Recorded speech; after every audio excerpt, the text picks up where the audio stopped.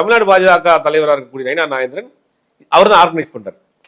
நயினார் நாகேந்திரனை பொறுத்த வரைக்கும் அந்த கம்யூனிட்டியில தான் தான் ஒரு முகமா இருக்குன்னு பாக்குறாரு. அது உங்களுக்குள்ள ஒரு சின்ன ஒரு கிளாஸ் ஓடிட்டு இருக்கு. டிடிவிக்கு ஓபிஎஸ் இவங்கலாம் அது நயினார் விரும்பல. இது ஒரு அரசியல் போயிட்டு இருக்கு. இப்போ என்னன்னா எடப்பாடிக்கு முக்கியத்துவம் கொடுக்க ஆரம்பிச்சிட்டாங்க. என்ன இருந்தாலும் எடப்பாடிகளை தான் நீங்க ரெட்டலை இருக்கு, அதிமுக இருக்கு அப்படிங்க எடப்பாடிக்கு ஒரு முக்கியத்துவம் கொடுக்குறாங்க.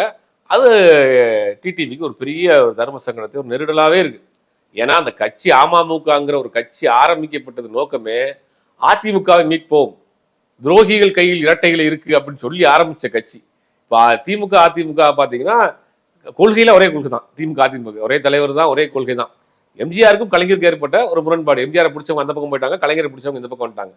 அதே மாதிரிதான் அமமுகவுக்கு அதிமுகவுக்கு பெரிய வித்தியாசம்லாம் கிடையாது. ரெண்டு பேருக்குமே அம்மாவும் அவங்க தான், ஐயாவும் அவங்க தான், தலைவர்களும் அவங்க தான். அப்ப ரெண்டு தலைவருக்குள்ள நடந்த ஒரு போட்டியில வெளியே வர்றாங்க. அப்ப மீட்கணும்னு ஆரம்பிக்கப்பட்ட கட்சி அவரே முதலமைச்சர் ஆக்கணும் எப்படி போய் கேட்பாங்க? ஆனா எடப்பாடி பழனிசாமி கட்சி மீட்டெடுக்கணும்னு சொல்லி ஆரம்பிக்கப்பட்ட கட்சி எடப்பாடி பழனிசாமி முதலமைச்சர் ஆக்கணும் போய் எப்படி டிடிவி கேட்பாரு? அது ஒரு பெரிய தர்ம சங்கடமான ஒரு சூழ்நிலையா இருந்துச்சு. அவர் வழி இல்லாமல் டிடிவி அந்த கூட்டணியில் இருந்தார்.